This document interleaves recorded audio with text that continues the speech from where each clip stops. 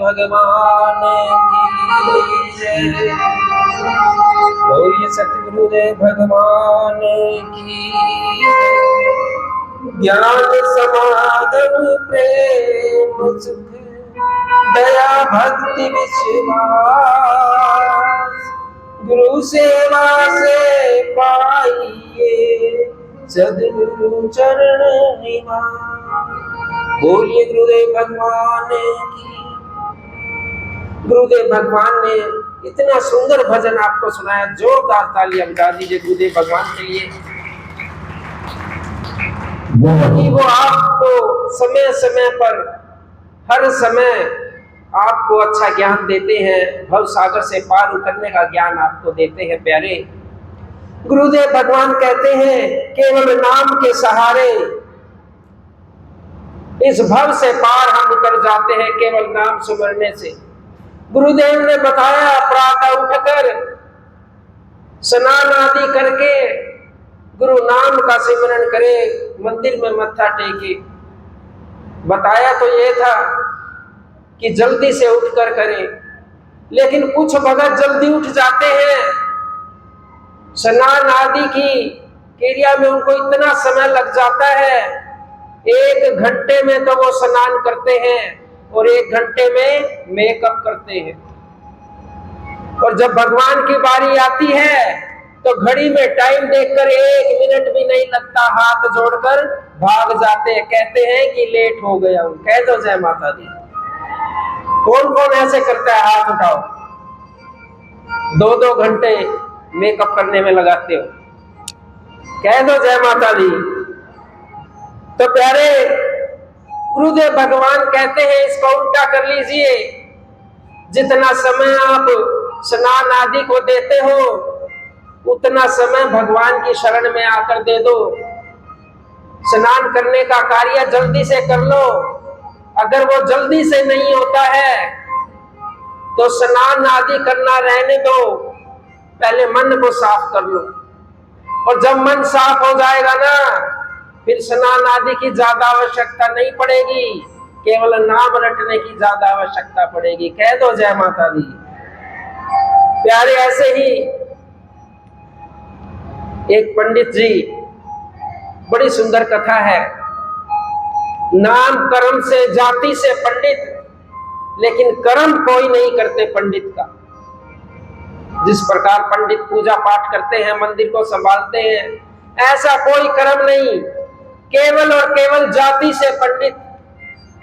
पंडित वाला कोई कर्म नहीं आता, ना कभी सीखा ना कभी देखा, लेकिन खून में मन में भाव उत्पन्न हो गए कि भगवान की भक्ति करनी चाहिए, लेकिन आता कुछ नहीं। कह दो जय माता दी। तो प्यारे पंडित भी 20-22 साल का होगा, उसकी पत्नी भी साथ में। उसकी पत्नी कहती है देखो ये कितने सारे पंडित आए हुए हैं, सब अपने घर सामान लेकर जाते हैं, तुम मेरे लिए कभी कुछ नहीं लाते। उसकी पत्नी बोलती है। पंडित ने कहा कि मेरा एक मित्र है मनमोहन नाम का, बड़ा ही धनी व्यक्ति है, जिस दिन वो नगरी में आएगा ना उस दिन मैं भी मालामाल हो जाऊंगा। प्यारे कह दो जय माता दी। ये कहकर उनको अपनी पत्नी को बोलता, लेकिन मन ही मन भगवान को एक नाम दे दिया मनमोहन। उसने ये सोच लिया था कर्म कुछ नहीं था, भगवान के प्रति आकर्षित हो गया क्योंकि उसका मन मोह लिया, इसीलिए उसने उसी को नाम दे दिया मनमोहन का। कह दो जय माता दी। तो प्यारे उसी नगरी से, जिस नगरी का ब्राह्मण था, उसी नगरी से एक व्यक्ति अपना गांव छोड़कर किसी बड़े शहर में बिजनेस कर रहा था। तो उसको लगा कि मैंने बहुत पैसे कमा लिए सेठ जी ने, क्यों ना अपने गांव में जाकर एक मंदिर का निर्माण करवा दूं।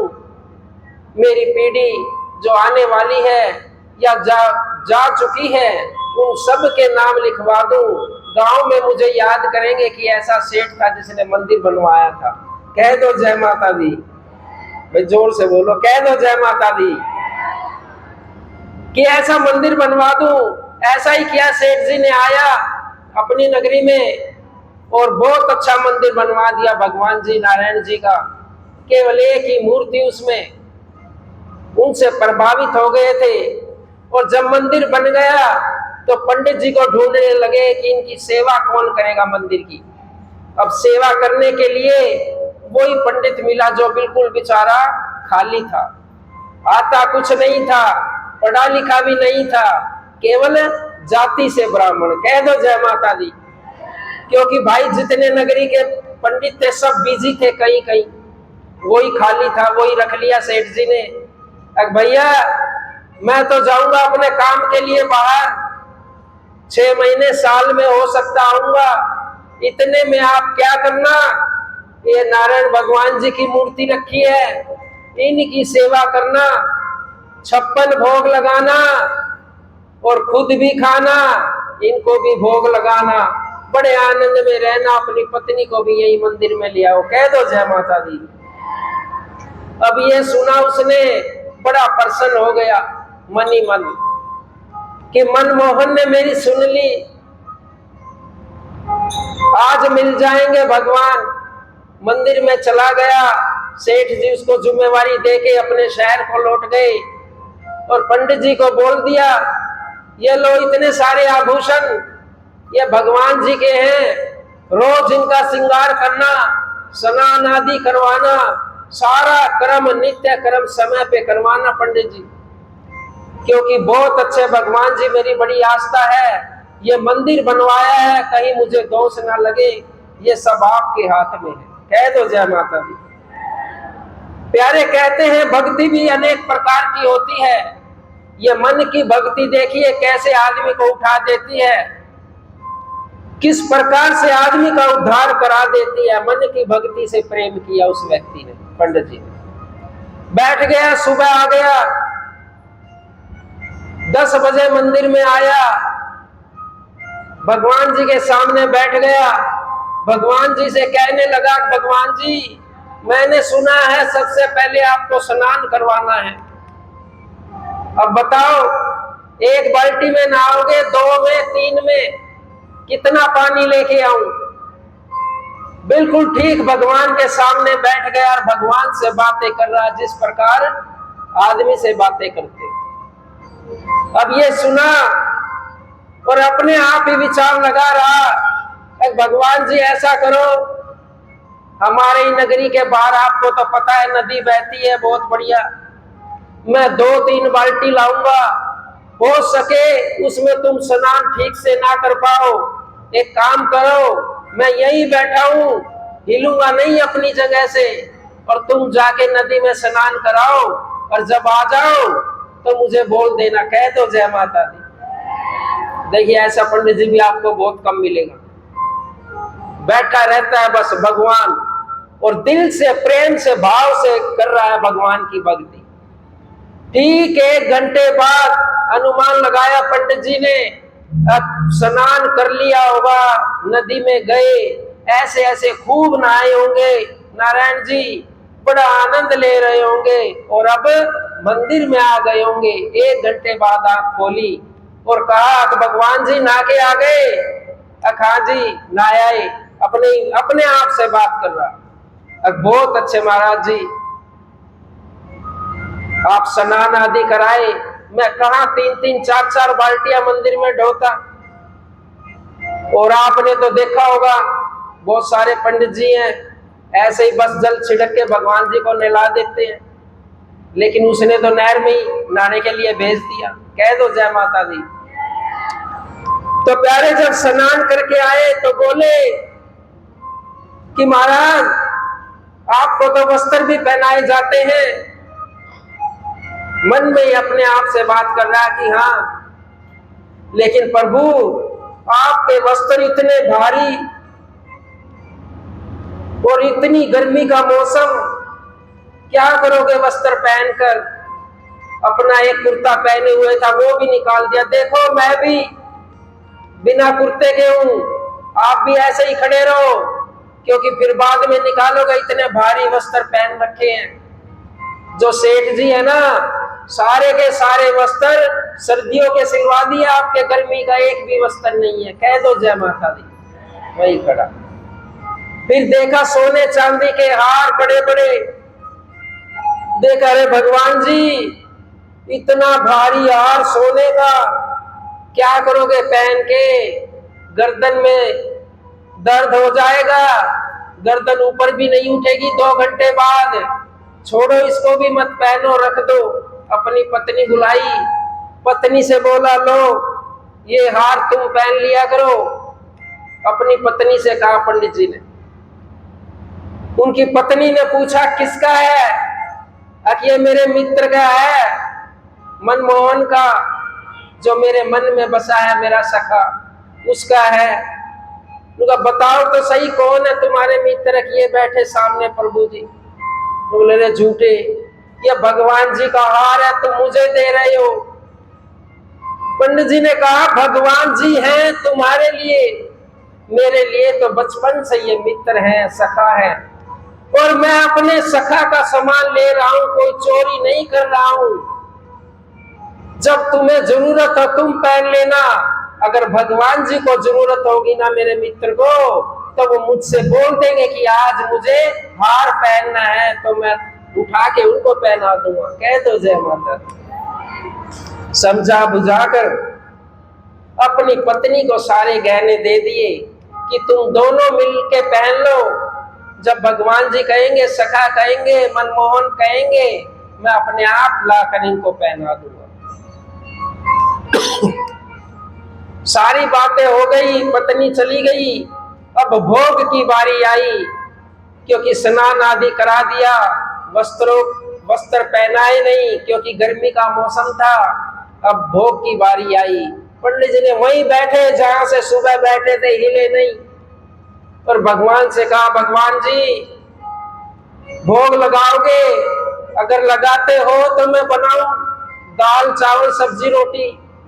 और एक बात बताऊं, मेरे पास तो ये 3-4 चीज मिलेंगी, बस केवल 3-4 चीज यही बना पाऊंगा मैं, कोई अमीर व्यक्ति थोड़ी हूं। एक काम करो नारायण जी, आपको तो वैसे भी आदत है 56 भोग खाने की, सभी भक्तों के घर चले जाओ, नाश्ते का टाइम हो रहा है, और थोड़ा थोड़ा सभी के घर खाया, थोड़ा थोड़ा। कह दो जय माता दी। बड़ा आनंद आएगा। किसी के घर कड़ी चावल खाओ, किसी के घर खिचड़ी, किसी के घर मालपूड़े, किसी के घर खीर, बड़े आनंद ले प्रभु जी, बड़ा आनंद आ गया। ऐसे ही सोच लिया, और सोच लिया मन में मेरे प्रभु जी बाहर गए हुए हैं खाने के लिए, 56 भोग लगाने के लिए। 1 घंटा फिर आंखें बंद कर ली और आ गए, बोले आ गए प्रभु जी, अब एक काम करो, अब आप मंदिर में बैठो, अब मैं जाता हूं भोजन करने को अपने घर। अपने घर गया, जो बना रखा था जाकर पंडित जी खाकर बड़े आराम से सो गए, उठे ही नहीं। कह दो जय माता दी। क्योंकि कोई टाइम की चिंता नहीं होती प्यारे भक्ति में। समय उनके लिए काम करता है जिनको काम करना है, बिजनेस करना है। भक्ति के लिए समय की कोई आवश्यकता नहीं, किसी भी समय तुम भक्ति कर सकते हो। सो गया और अगले दिन उठा 10 बजे, अगले दिन क्यों खूब सारा खा लिया, सुबह से वहीं बैठा था मंदिर में।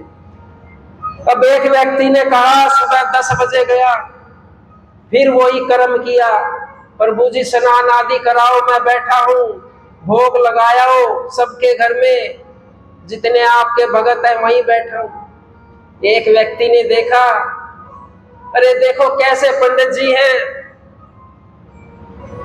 बिल्कुल भी ध्यान नहीं देते भगवान का।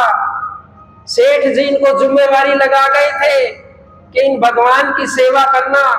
आज 5-6 महीने हो गए, सेठ जी तो आए नहीं, और ये अपनी मनमानी कर रहे हैं। कभी 10 बजे मंदिर को खोलते हैं और कभी 11 बजे खोलते हैं, कभी भोग लगाते नहीं, खुद घर जाके खा आते हैं और भगवान के सामने कुछ नहीं लगाते। कह दो जय माता दी।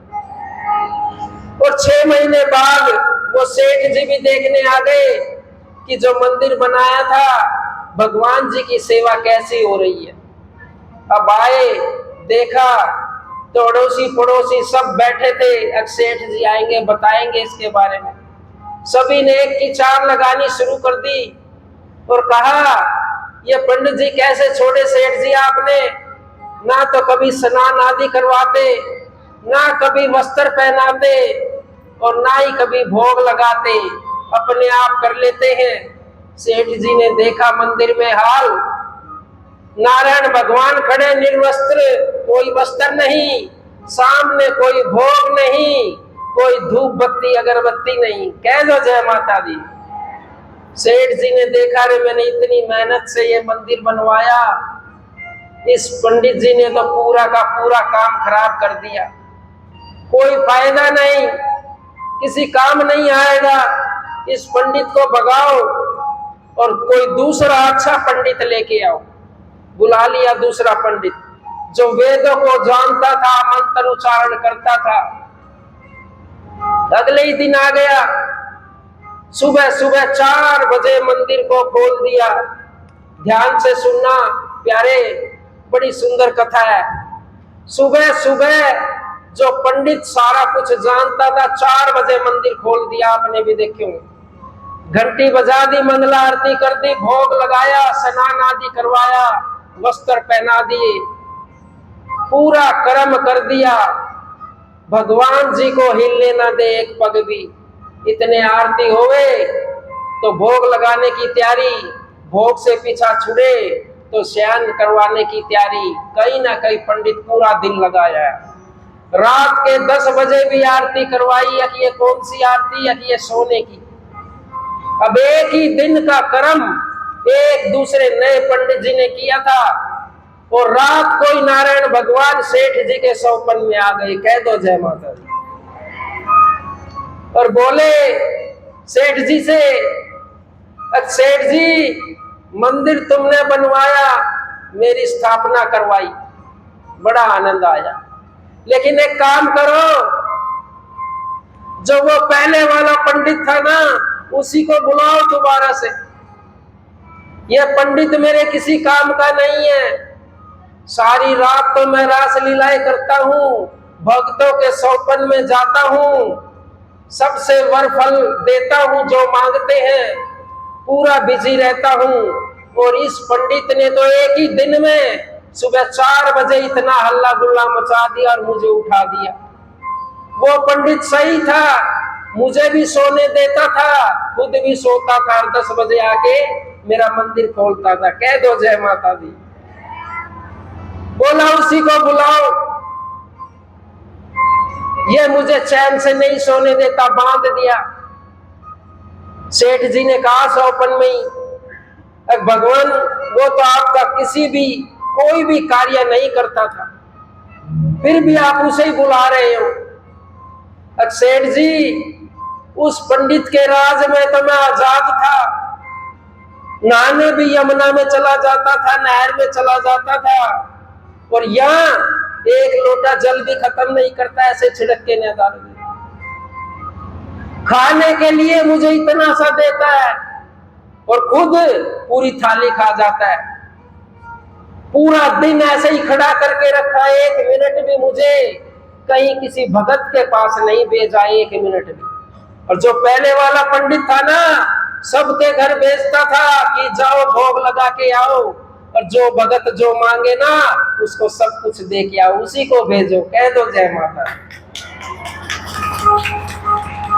अब सुबह सुबह सेठ जी आए, जो नया पंडित रखा था उसके सामने हाथ जोड़े, भैया तुम्हारी यहाँ नहीं बनेगी, जो पहले वाले पंडित जी है ना उसके आदी हो गए हैं भगवान, उसी के उसमें रहेंगे, अब नहीं जाएंगे। उसी को बुलाओ, पुराने वाले को।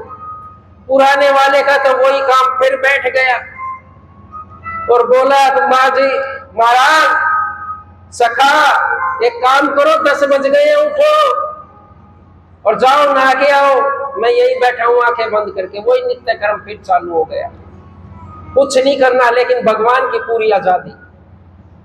अब गर्मी थी, कोई वस्त्रों की जरूरत नहीं, अब भैया सर्दी भी आनी थी। कह दो जय माता दी। अब सर्दी आ गई और वो पंडित जी 3-4 शाल ओढ़कर बैठा भगवान जी के सामने और नहाने के लिए भेज दिया नहर पर। और भगवान जी चले गए। 1 घंटे बाद आके खोली, भगवान जी नहाए आए और भगवान जी कहने लगे, हाँ स्नान कर लिया है। देखिए भगवान जी भी खुल के बातें करने लगे भगत से। वो इस कदर उसके अंदर गुम हो गए, वो भगत भी भगवान के अंदर इस कदर भाव से प्रवेश कर गया, उसको पता नहीं कब किस समय वो परमात्मा जागृति रूप के अंदर उसके सामने उनसे बातें करने लगा। कह दो जय माता। तो प्यारे भगवान जी ने कहा, हाँ स्नान कर लिया। बातें करने लगे खुल के आपस में और खुद शाल ओढ़े बैठे। भगवान जी ठंड लग रही होगी आपको, आज तो वस्त्र पहना दूं। 6 महीने तो पूरी गर्मी बिना वस्त्र के निकाल दिए आपने, कुछ नहीं पहना, पहना दूं? अखा अब भैया उसने तो कहाँ काम किया था। जो नीचे के वस्त्र थे भगवान जी के ऊपर पहना दिए, गले में बांध दिए, और जो ऊपर के थे वो नीचे कमर पे बांध दिए। कह दो जय माता दी। भाव की भक्ति है प्यारे, भाव की, कुछ नहीं है, केवल और केवल भाव। और भगवान उनसे बातें कर रहे और फिर पूछते हैं वस्त्र पहनाकर, भगवान जी ठंड तो नहीं लग रही? भगवान जी भी हंस रहे हैं, उनका ठंड तो लग रही है, थोड़ी कम हो गई है। कैसे?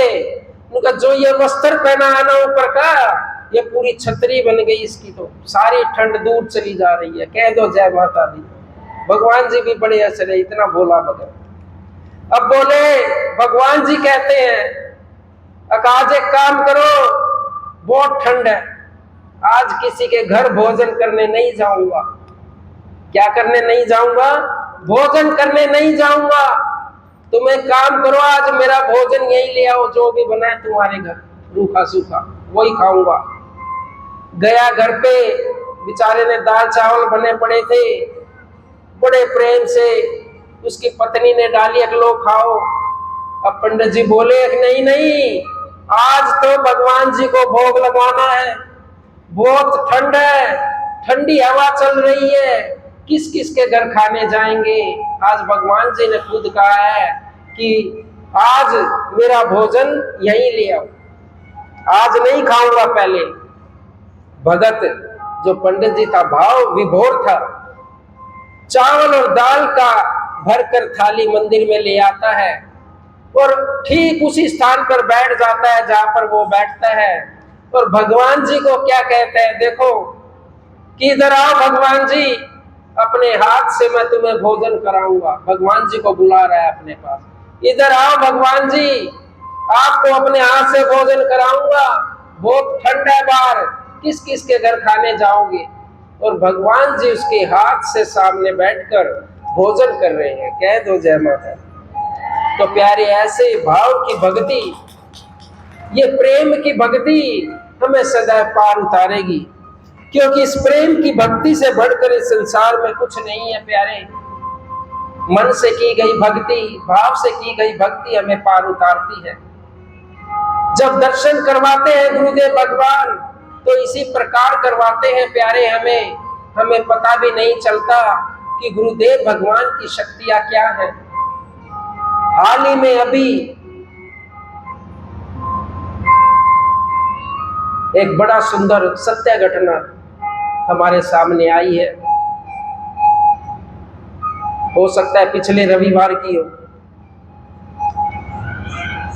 याद आ गई प्रेम से, भाव से, किस प्रकार गुरु को ये भगत पा लेते हैं। एक व्यक्ति 18-20 साल का, सच्ची घटना प्यारे, इस आश्रम के अंदर आया गुरुदेव भगवान के सामने।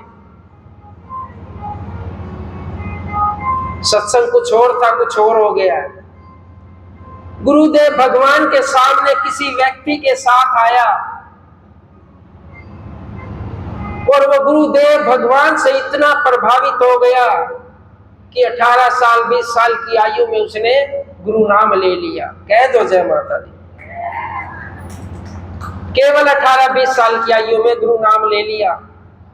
लेकिन प्यारे देखिए, ये भगवान भी तो परीक्षाएं लेते हैं। बिना परीक्षाए ये भगवान अपने समीप नहीं आने देते। ऐसा मोह हो गया, गुरु नाम तो याद आवे पर गुरु से ना मिल पावे, गुरु से ना मिल पाए। लेकिन उनके जो घर वाले थे अलग धर्म को मानते थे, अलग धर्म को मानते थे, मूर्ति पूजा नहीं करते थे। बहुत सारे घरों में कोई आर्य समाज या कोई किसी प्रकार से, लेकिन इस भगत का देखिए, बड़े दुख आए, विपत्ता आई, समय समय पर गुरुजी ने उनका निवारण किया हृदय हृदय में, लेकिन गुरु से नहीं मिल पाया। नाम लेने के बाद जब नहीं मिल पाया तो परिस्थितियां ऐसी हो गई प्यारे कि बीमार हो गए और बिस्तर में ही पड़े रहे। और जवानी अवस्था है प्यारे, कोई बुढ़ापा नहीं है, लेकिन बस एक याद उनको, गुरु नाम भी याद नहीं, केवल एक ही चीज याद कि मैंने गुरु धारण कर रखा था। बस गुरु का स्मरण कर रहे हैं कि मैंने गुरु को धारण किया हुआ है, गुरु नाम लिया हुआ है। उसी के आधार पर वो पड़े रहे, डिप्रेशन में चले गए, 5 साल डिप्रेशन में रहे। डिप्रेशन का मतलब समझते हो कि अपनी कोई भी सुध नहीं, कह दो जय माता दी। लेकिन एक दिन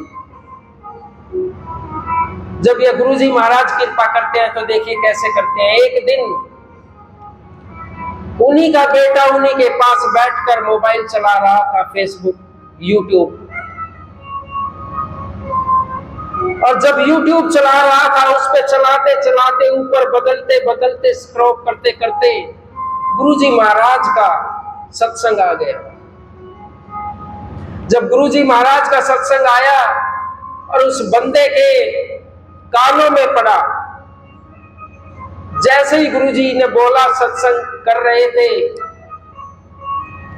मोबाइल पर, तो एकदम बंदे में चेतना हो जाती है कि ये आवाज मैंने कहीं सुनी है। और इतने में ही उस बेटे ने उस रील को ऊपर कर दिया, उठा और बोला उसी रील को लगाओ। वही लगाई और धीरे धीरे आवाज समझ में आई कि ये गुरुदेव भगवान मैंने बनाए थे कभी। चेतना शरीर में वापस आ गई, गुरुदेव का नाम याद आ गया मोबाइल पर देखकर। ये बहुत पुरानी घटना नहीं है, अभी की है। पूरा परिवार उनसे पूछने लगा,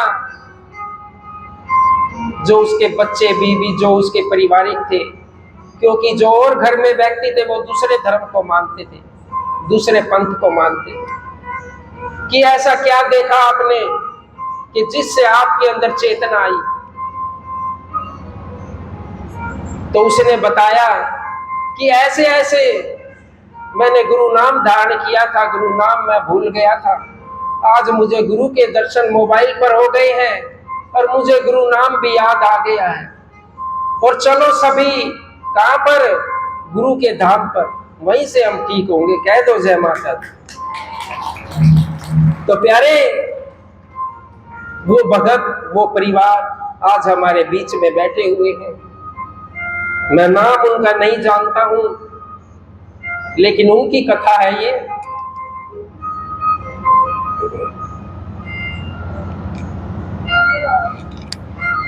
जो भगत अनुराग जी बैठे हैं, नरेला के पास से आई है, वो आगे आ जाए।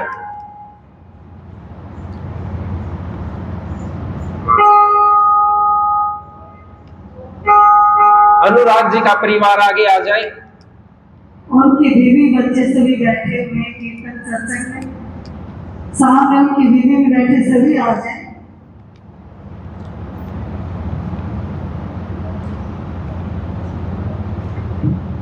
ये जो कथा है ना प्यारे, ये इनकी है।